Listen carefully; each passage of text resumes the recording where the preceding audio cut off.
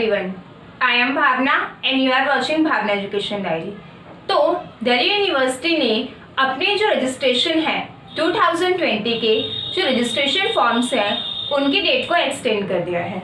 अब जब पहले 4 जुलाई तक आपको जो फॉर्म फिल करने थे, अब उसके लिए आपको 18 जुलाई तक का टाइम मिल गया है। बट अब जो लॉ एंट्रेंस होने वाला है दिल्ली यूनिवर्सिटी का, अब उसकी जो डेट है वो पास आ चुकी है। अब आपके पास ऑलमोस्ट 1 मंथ तो बचा है, तो उसमें आपको ऐसे तैयारी कैसे करें कि आपका सिलेक्शन हो जाए।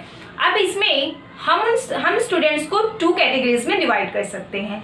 यस, वो स्टूडेंट्स जो स्टार्टिंग से तैयारी कर रहे हैं और वो स्टूडेंट्स जिन्होंने लेट प्रिपरेशन शुरू की है।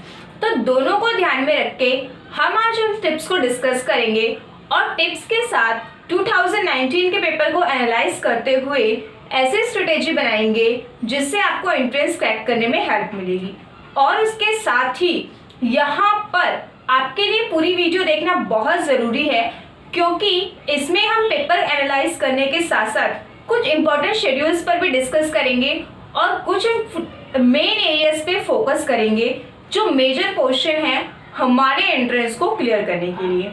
तो सबसे पहले देखते हैं इधर कि जैसे कि पहले हम सब्जेक्ट लेते हैं इंग्लिश को, लेकिन उससे पहले अगर आपने हमारा चैनल सब्सक्राइब नहीं किया है सब्सक्राइब कीजिए और डिस्क्रिप्शन में जो लिंक दिए हुए हैं आप उसे सोशल नेटवर्किंग साइट पर हमसे जुड़ सकते हैं। तो यहाँ पे इंग्लिश की हम बात करते हैं। सबसे पहले हम सिलेबस देखें तो इंग्लिश के सिलेबस में synonym, antonyms, idioms, one word substitution, इस तरह की चीज़ें पूछी जाती हैं। और इसके साथ ही यहाँ पे correct spelled word, jumble words, इन वर्ड्स को भी पूछा जाता है। लेकिन दिल्ली यूनिवर्सिटी का जो क्वेश्चन पेपर आता है उसमें अगर आप पास्ट ईयर पेपर्स को देखेंगे तो वो इस चीज़ को देखते, यहाँ पे जैसे कि क्लैट में क्वेश्चन का रेशियो फिक्स होता है कि इतने क्वेश्चन इस क्वेश्चन से आएंगे, इतने इस क्वेश्चन से, लेकिन यहाँ पे तो ऐसा कुछ है ही नहीं। तो हमें पास्ट ईयर पेपर्स पे हमें बेस्ड रह के तैयार करना होता है। तो 2019 का पेपर अगर हम देखते हैं तो उसमें 2 एडिम्स पूछे गए थे और इसके साथ ही यहाँ पे 2 करेक्ट स्पेल्ड वर्ड, यानी इंग्लिश बहुत ही लेस आई थी। तो लेकिन इसका मतलब ये नहीं है कि आप इंग्लिश को स्किप कर देंगे। आपको इंग्लिश की अपनी तैयारी पे मिनिमम जो है वो 30 मिनट्स देने हैं रेगुलर, अब से 1 मंथ। तो आप इसमें ऐसे कर सकते हैं, उन 30 मिनट्स में आपको अब सिर्फ प्रैक्टिस ही करनी है। जैसे कि आप 30 मिनट्स में लगातार क्या करें, अगर आपने 2 दिन जैसे कि आपको एंटोनिम्स, साइनोनिम्स रिवाइज करने हैं तो आप क्या करें उसमें कि इडियम्स को जैसे आपने 1 वीक में किया है, इडियम्स और एंटोनिम्स आप इन चीज़ों को ले सकते हैं, या आप एंटोनिम्स और साइनोनिम्स इनको 1 वीक में ले सकते हैं और इडियम्स और वन वर्ड सब्स्टिट्यूशन को नेक्स्ट 1 वीक में। तो इस तरीके से आपको क्या करना है, इंग्लिश को रोज 30 मिनट्स देने हैं। अब मैं 30 मिनट्स कह रही हूँ, इसका मतलब ये नहीं है कि आप सबके लिए वो सफिशिएंट होंगे। तो यहाँ पे आपको क्या करना है, अपनी प्रिपरेशन देखनी है कि इंग्लिश की आपकी कितनी है। मान लीजिए कि अगर आपको प्रिपरेशन इंग्लिश में अच्छी है, तब आप अगर इंग्लिश में स्पेशल टाइम नहीं भी देते हैं तो आपका इंग्लिश का पोर्शन पूरा हो जाएगा। लेकिन जो स्टूडेंट्स इंग्लिश में वीक हैं उनको इस पर ध्यान देने की ज़रूरी, मतलब इनको ध्यान देना ही है। अब जैसे मान लीजिए इंग्लिश के अगर 4-5 क्वेश्चन आते हैं तो इन केस आपको कुछ नहीं भी आते तब भी आपका इसमें लॉस नहीं है। लेकिन इंग्लिश का आपको अपने शेड्यूल में मेंशन करना ज़रूरी है। और इसके साथ ही अगर हम मैथ्स को देखें तो मैथ्स जो है वो लास्ट ईयर पेपर में बहुत ही रेयर क्वेश्चंस आए थे मैथ्स के। तो अब उसके अकॉर्डिंग यहाँ पे अगर जिन स्टूडेंट्स की मैथ्स वीक है तो वो मैथ्स को स्किप करने पे आपको लॉस नहीं होगा। आई एम नॉट सेइंग कि आप मैथ्स बिल्कुल मत पढ़ो, लेकिन अगर आपकी मैथ्स अभी 0 है, उन स्टूडेंट्स के जिनकी 0 है, तो वो अगर इसमें पास्ट ईयर जो क्वेश्चंस हैं, पास्ट ईयर में जो क्वेश्चंस पूछे गए हैं आपको उन क्वेश्चन को बेस बना के उन्हें तैयार करना है।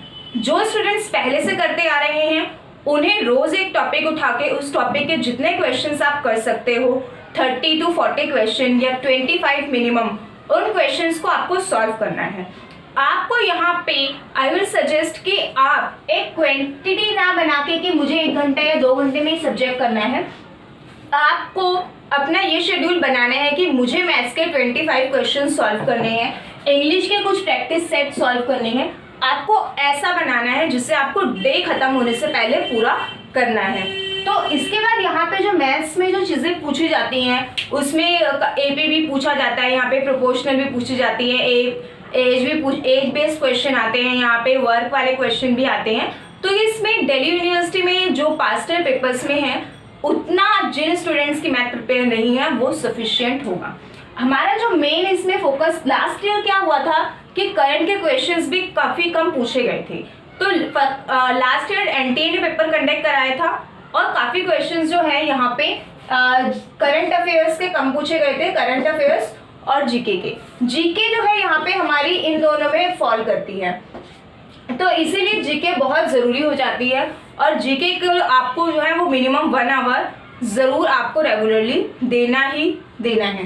तो यहाँ पे अब हमारा जो सबसे मेजर पॉइंट है जिसको हमें डिस्कस करना है कि जिसके बिना आप पेपर जो है वो क्लियर नहीं कर सकते।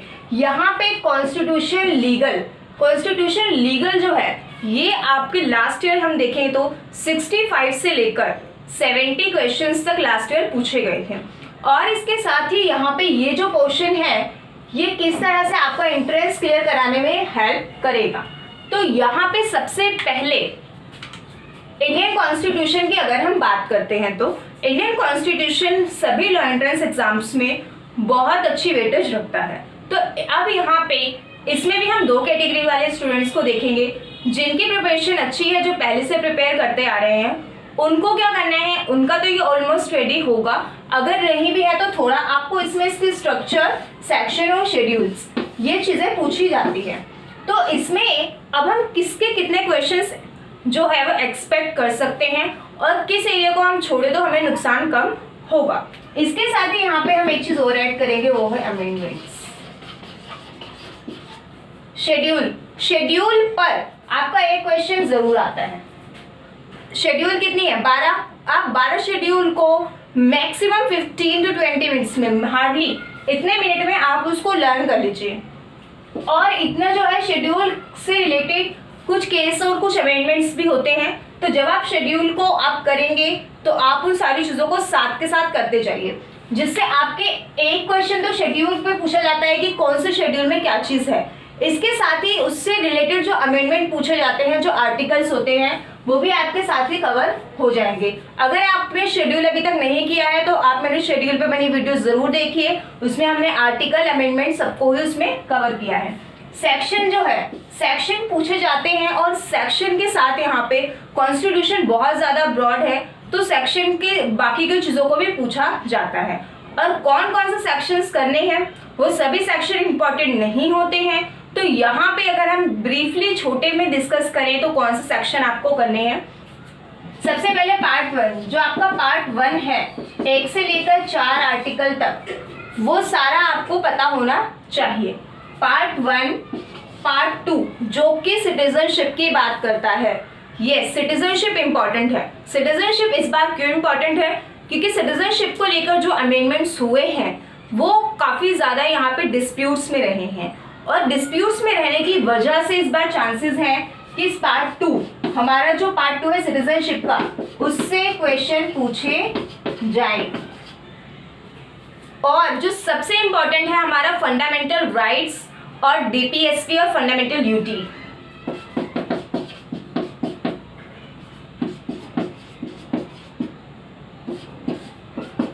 इन तीनों से, ये तीनों जो हैं आपको आर्टिकल, इसकी एक्सप्लेनेशन, रिलेटेड केसेस और इससे रिलेटेड जितनी भी सारी चीज़ें हैं वो सारी चीज़ें आपको ख़त्म करनी है। कॉन्स्टिट्यूशन पे आपको रोज़ ज़्यादा टाइम देना है और कॉन्स्टिट्यूशन पे आपको ज़्यादा टाइम इससे देना है क्योंकि इसके क्वेश्चंस काफ़ी ज़्यादा पूछे जाते हैं। अब हमें इस पे फोकस क्यों करना है, क्योंकि फंडामेंटल राइट्स, डीपीएसपी और फंडामेंटल ड्यूटी, इन पे क्वेश्चन 100% कई क्वेश्चन पूछे जाते हैं। तो कम टाइम में जिन्होंने प्रिपरेशन लेट स्टार्ट की है उन्हें इन पर फोकस करना है, मेजर पॉइंट्स पे। जो पहले से करते आ रहे हैं वो सारा ही इसे रिवाइज करेंगे। और इसके साथ यहाँ पे जितने भी इंपॉर्टेंट आर्टिकल्स हैं इस पे भी मेरी वीडियो है, अगर नहीं भी तो आपको इसमें, अगर आपने वो नहीं भी देखी है तो आपको सारे आर्टिकल्स तैयार नहीं करने हैं, आपको कुछ मेजर आर्टिकल्स पर ही फोकस करना है। अब इसके साथ यहाँ पे अगर हम इस कॉन्स्टिट्यूशन के स्ट्रक्चर की बात करते हैं तो इसमें कुछ पहले रेगुलेटिंग एक्ट्स और काफ़ी चार्टर्स हैं, उनके बारे में क्वेश्चंस पूछे जाते हैं, लेकिन कंपेयरिंग टू इनके इन पे क्वेश्चंस कम होते हैं। नेक्स्ट चीज़ है प्रीएम्बल। जब हम कॉन्स्टिट्यूशन की बात करते हैं तो प्रीएम्बल पे क्वेश्चन तो कई पूछे जाते हैं। अब प्रीएम्बल पे जैसे कि क्वेश्चंस, इसमें कुछ वर्ड्स ऐड हुए हैं, उन वर्ड्स के बारे में, इससे रिलेटेड अमेंडमेंट्स। प्रीएम्बल में अब तक सिर्फ एक ही बार अमेंडमेंट हुआ है, 42nd अमेंडमेंट। कौन से वर्ड ऐड हुए हैं ये इसमें पूछा जाता है। तो कॉन्स्टिट्यूशन आपको रोज उसको ज़्यादा टाइम देना है और उसको अच्छे से रिवाइज करना है। तो यहाँ पर जैसे कि इसकी स्ट्रक्चर आपको ऐसा भी, अगर आप रिवीजन कर रहे हैं तो आपको सिर्फ एमसीक्यूज की प्रैक्टिस करनी है। अगर आपने लेट स्टार्ट किया है और आपको सारा करना है तो आपको कॉन्स्टिट्यूशन पे ज़्यादा टाइम देना होगा। और यहाँ पे आपको 2 वीक्स में इनको जितना पढ़ना है उतना पढ़ के, या आपको 10 डे में अभी ये सारा पढ़ के खत्म करना है। आर्टिकल्स आपको सारे नहीं करने हैं, आप एक एक पार्ट उठा सकते हैं, जैसे कि आपने पार्ट 1 और पार्ट 2 आज खत्म किया, फंडामेंटल राइट्स और डीपीएसपी एक दिन, इस तरीके से आप एमसीक्यूज को साथ के साथ सॉल्व करते करते इन्हें खत्म कर सकते हैं। और इसके साथ ही आपका ये टाइम पे कॉन्स्टिट्यूशन खत्म हो जाएगा। इसके बाद आता है आपका आईपीसी और सीआरपीसी। आईपीसी आपको जो है वो सारा नहीं पूछा जाता है, आईपीसी में कुछ मेजर क्वेश्चंस पूछे जाते हैं और सीआरपीसी में भी। तो आपको यहाँ पे जो आईपीसी है उसको, या आप इसको आईपीसी को 2 से 3 दिन में खत्म कर सकते हैं अगर आप रिवीजन कर रहे हैं तो, और अगर आपको पूरा स्टार्ट करना है तो आपको थोड़ा इसमें टाइम लगेगा। अब आईपीसी में जो है क्या, लीगल प्रिंसिपल्स पे आपको ज़्यादा फोकस करना है, कॉन्सेप्ट के साथ लीगल प्रिंसिपल, क्योंकि लीगल प्रिंसिपल जो है यहाँ पे आईपीसी में वो आपके 4 क्वेश्चंस हमेशा पूछे जाते हैं, लेकिन लीगल प्रिंसिपल के साथ इसमें काफ़ी छोटे करके क्वेश्चंस भी पूछे गए हैं। अगर आपने इससे भी, मैंने जो है इसके मॉड्यूल्स भी बनाए हैं इंडियन पेनल कोड के, वो आपको देखने ज़रूरी हैं, बहुत इंपॉर्टेंट है वो। और सीआरपीसी पे भी इसमें कुछ टॉपिक्स पूछे जाते हैं जो आपको इग्नोर नहीं करने हैं।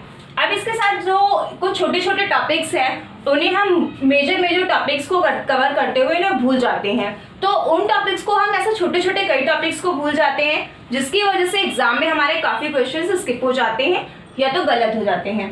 अब हम देखते हैं टॉर्ट को जो है यहाँ पे टॉर्ट आपको पूरा ही पढ़ना है, टॉर्ट पे क्वेश्चन आते हैं।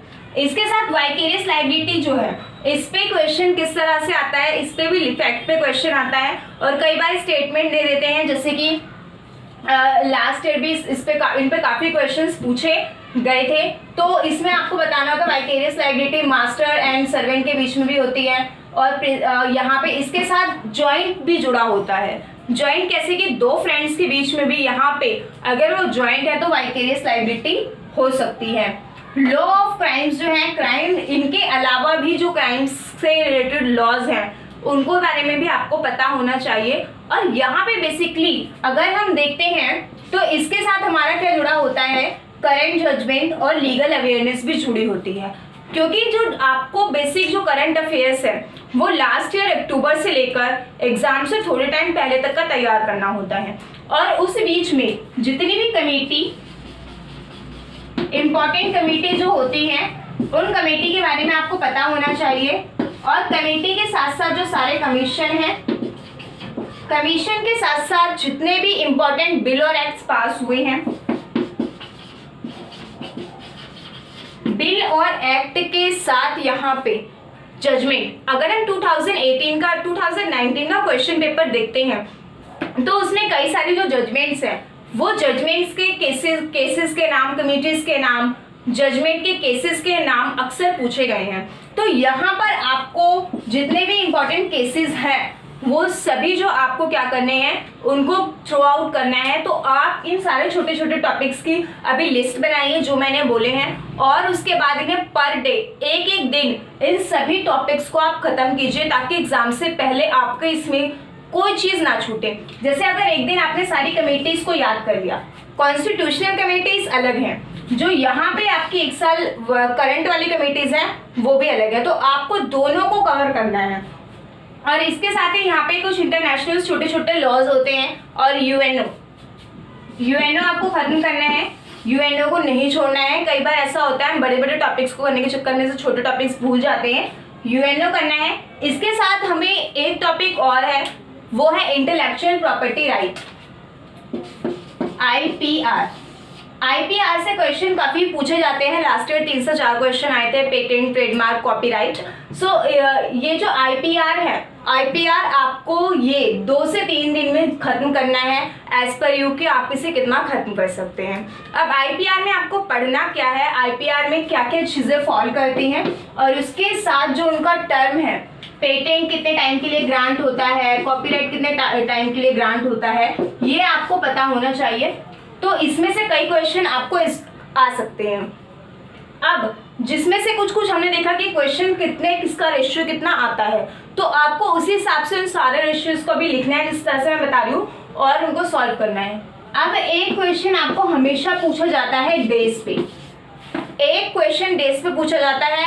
आप यहाँ पे एक दिन में 3 महीने के डेज आराम से खत्म कर सकते हैं, उनको 1 वीक में सारे डेज आप खत्म करने के बाद उनको कंटिन्यू रिवाइज करते जाइए, क्योंकि रिवीजन जो है यहाँ पे मेन इश्यूज को पढ़ने से ज़्यादा, मेन कंटेंट से ज़्यादा आपको जो हेल्प करेगी वो है रिवीजन, क्योंकि रिवीजन से आपकी क्लियरिटी आएगी और आपकी श्योरिटी आएगी कि हाँ ये आंसर सही है। तो अब इसके साथ यहाँ पे डेज और मैक्सिम्स, लीगल मैक्सिम जो है, यहाँ पे कई लीगल मैक्सिम पूछे जाते हैं, और इसके साथ ही यहाँ पे जो लीगल मैक्सिम्स पूछे जाते हैं वो सभी तो नहीं ही इम्पोर्टेंट होते, लेकिन पास्ट ईयर वाले इम्पोर्टेंट होते हैं। इसके अलावा जो भी चीज़ें इसमें इम्पोर्टेंट होती हैं उन पर हमने वीडियोस भी बनाई हैं। और इसके साथ अब हम देखते हैं लास्ट ईयर में जो लीगल रीजनिंग जो यहाँ पे रीजनिंग का क्वेश्चन आया था, एनालिटिकल रीजनिंग, यहाँ पे एप्टीट्यूड और रीजनिंग, इसका लेवल 2019 से पहले के लेवल से थोड़ा सा मॉडरेट टू हाई था। तो आपको इसमें अगर आप मैथ्स की रिवीजन हल्की कम करते हैं तो चलेगा, लेकिन रीजनिंग यहाँ पे जिस तरह के क्वेश्चन लास्ट ईयर पूछे गए थे, आपको उनकी रिवीजन बहुत अच्छे से करनी है।